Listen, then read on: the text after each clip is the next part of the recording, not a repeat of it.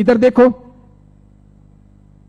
जावेद अख्तर हो, सलीम खान हो, नौशाद हो और महमूद खान हो, ये सभी ऐसे प्रोड्यूसर थे जो जन्म से मुसलमान थे, इरादे से मुसलमान थे, हैं भी।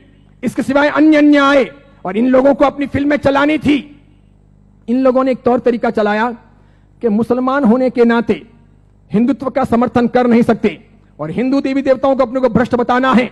क्योंकि आप पुरानी फिल्में देखिए और आज की फिल्में देखिए, किसी भी अल्लाह को कभी गाली नहीं दी जाती, किसी मस्जिद के ऊपर सवाल नहीं किए जाते, कभी कुरान के बारे में कुछ बोला नहीं जाता। लेकिन हिंदू देवी देवताओं की फिल्मों में मजाक होगी। किसी भी हिंदू देवी देवता को मानने वाले पंडे पुजारी को भ्रष्टाचारी, नालायक, रैप करने वाला बताया जाएगा। लेकिन किसी पादरी को, किसी भी मौलवी को रैप करने वाला या भ्रष्ट काम करने वाला नहीं बताया जाएगा। ये सब योजनाएं थी, वो मुसलमान प्रोड्यूसरों ने आगे बढ़ाई। बढ़ाते बढ़ाते उन्होंने वहां बढ़ाई कि उन्होंने देखा कि किसको लाया जाए। तब उन लोगों को साईं बाबा को लाना ठीक लगा कि ये है तो मुसलमान लेकिन हिंदुओं के बीच में खप जाएगा, है मुसलमान हिंदुओं के बीच में बिक भी जाएगा, है मुसलमान हिंदू मुस्लिम के बीच में अपना रास्ता अच्छा सा तय करवा देगा। तो पहली आई 1977 में फिल्म अमर अकबर एंथोनी। ऋषि कपूर ने उसमें इस साईं बाबा के नाम पर एक लाजवाब गीत गाया, हाथों हाथ वो बिका। फिल्म बहुत चली। देखो आप, फिल्म हिट हुई, बाबा भी हिट हो गए। फिल्म हिट हुई, बाबा भी हिट हो गए। मुझे यह बताओ, साईं बाबा का कौन सा धर्म ग्रंथ है? उन्होंने अपनी जिंदगी में, ये चांद मियां ने जो 8 साल तक जेल रहे, पिताजी के लिए जासूसी का काम किया, अंग्रेजों के हाथों बिके, झांसी की रानी लक्ष्मीबाई को मरवाने में जिसकी भूमिका रही, मराठाओं को बदनाम करने के लिए उसने बहुत काम किया, मराठाओं के स्वाभिमान को तोड़ने के लिए उसने बहुत काम किए, बहुत काम किए। क्योंकि मराठा एकदम पक्के कट्टर हिंदुत्ववादी, उन्हें यह मंजूर नहीं था, तो उनके स्वाभिमान को ठेस पहुंचाने के लिए उसने बहुत काम किए। और उस आदमी को रातों रात साईं बाबा बना दिया गया, महिमा मंडित कर दिया गया। कैसी जोरदार ये सेल्स पॉलिसी थी, हाथों हाथ बाजार में बिके। कैसे बिके कि जब पहली बार 1918 में इन्होंने समाधि ली, तो 1918, 1919, 1920, 1921, 1922 का ऑडिट देखिए तो इनके शिरडी के साईं बाबा मंदिर का ऑडिट का आमदनी का स्रोत है 1800 रुपए, 2000 रुपए, 2500 रुपए, आखिर में है 3200 रुपए। 1918 से 1925 के बीच में 3200 रुपए की आमदनी वाले ये बाबा क्या हिट हुए, और पागलों की तरह हिंदुओं ने और जैनों ने कितना उनको हिट किया, कितने वो वहां गए, कितने मत्थे टेके और कितना पैसा बर्बाद किया कि आज शिरडी के साईं बाबा के मंदिर की वार्षिक आमदनी है 371 करोड़, 371 करोड़।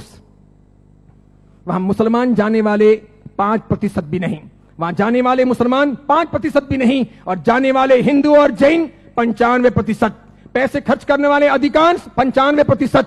मुझे बताइए, हिंदू धर्म के कौन से ग्रंथ में इनके बारे में क्या लिखा है? उपनिषदों में, वेदों में, महाभारत में, रामायण में, उसके बाद के किसी साहित्य में कि कभी शिरडी के साईं बाबा होंगे या हुए हैं, क्या वो फरिश्ते हैं, वो कोई अवतारी हैं, वो कोई हिंदू देवी देवता हैं? बिल्कुल नहीं। लेकिन हिंदू धर्म को भ्रष्ट करने, उनको बहलाने फुसलाने के लिए काम किया गया और ये सफल हो गया, सफल हो गया। हाथों हाथ ये बिक गए। आज तो देखिए, आज हिंदुस्तान के अधिकांश हिंदू मंदिरों में हिंदुओं के देवी देवता छोटे हो गए हैं, साईं बाबा बड़े हो गए हैं। हिंदुओं के देवी देवता साइड में हो गए हैं, साईं बाबा प्रमुख हो गए हैं। हिंदुओं के देवी देवता कम कमाऊ हो गए हैं, साईं बाबा अधिक कमाऊ हो गए हैं।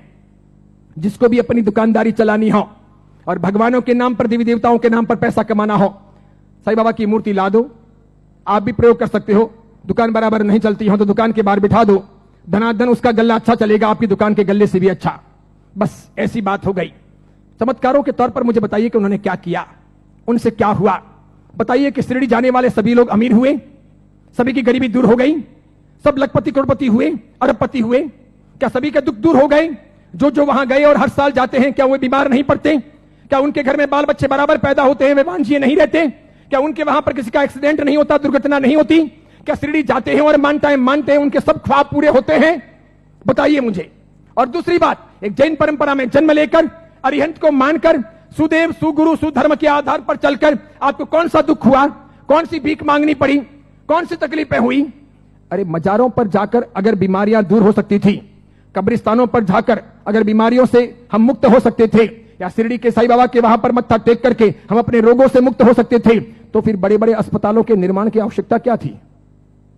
बीमारियां जब मजारों पर और शिरडी के साईं बाबा के वहीं पर दूर हो जाएगी, तो फिर अस्पतालों की जरूरत क्या है। कितनी बड़ी मात्रा में हिंदुओं का शोषण हो रहा है। देखना आप, आने वाले कुछ समय के बाद हिंदू धर्म दो भागों में बंट रहा है। आज मैं उद्घोषणा कर रहा हूं, यह बहुत बड़ी भविष्यवाणी है। इन दोनों के बीच में गहरा संघर्ष चलेगा और इन दोनों के बंटवारे में, इन दोनों की लड़ाइयों में दूसरे धर्म के लोग हावी हो जाएंगे। वे अपना रास्ता तय कर लेंगे और इस प्रकार उनका षड्यंत्र सफल हो जाएगा। आगे जाकर के अब दो प्रकार के हिंदू आपको देखने को मिलेंगे। हिंदू धर्म दो भागों में बटेगा, एक साई भक्त हिंदू, दूसरे सनातनी हिंदू। दो प्रकार के हिंदू आपको देखने को मिलेंगे। एक वे जो साईं बाबा को मानते हैं, दूसरे वे जो साईं बाबा को नहीं मानते हैं। कई सारे हिंदू पंडित पुजारी हैं, कई सारे हिंदू संत महात्मा हैं, उनको भी अक्ल नहीं है। वे भी शिरडी के साईं बाबा के वहां पर जाते हैं और उनको मानते हैं और उनके मंदिर बनाते हैं और उनकी पूजा करते हैं। उनको पता नहीं कि राम का इतिहास है, कृष्ण का इतिहास है, बजरंग बली का इतिहास है, महाभारत का इतिहास है, रामायण का इतिहास है, देवी देवताओं का इतिहास है। इनका कोई इतिहास नहीं। ये हिंदू नहीं, ये साधक नहीं। जैन साधु साध्वी भी शिरडी जाते हैं तो यदा कदा दर्शन करने के लिए वहां चले जाते हैं और कर्म फोड़ के चले आते हैं। कितने बेशर्म होते हैं ऐसे जैन साधु साध्वी। क्यों उन्होंने पंच महाव्रत लिए हैं, क्यों उन्होंने सफेद कपड़े पहने हैं। मैंने कितने ही अलग अलग अपने संप्रदायों के जैन साधु साध्वियों को यात्रा के दौरान शिरडी जाते हुए देखा। वहां जैन मंदिर भी है, उपाश्रय भी है, स्थानक भी है, और उसके बाद में कभी न कभी वहां के श्रावकों को कहकर या अपने चेले चपाटियों को साथ में लेकर वे शिरडी के साईं बाबा के मंदिर में दरबार में चले जाते हैं। जिस इंसान ने बलात्कार किया हो, डकैतियां की हो, चीना झपटी की हो, जिसने झांसी की रानी को मरवाया हो, जिसने हिंदुत्व का नाश किया हो, जिसका ऐसा कामकाज रहा हो, उसको रातों रात फरिश्ता बनाया गया हो और उसे हम पूजे। ये कौन से देवी देवता हुए, ये कौन सा चमत्कार हुआ, ये क्या क्या साधना के उच्चतम बिंदु हुए। बताइए, आदर्श कहां है, नैतिकता कहां है, योग्यता कहां है। बहुत सारे लोग ख्वाजा मोइनुद्दीन चिश्ती की दरगाह पर जाते हैं,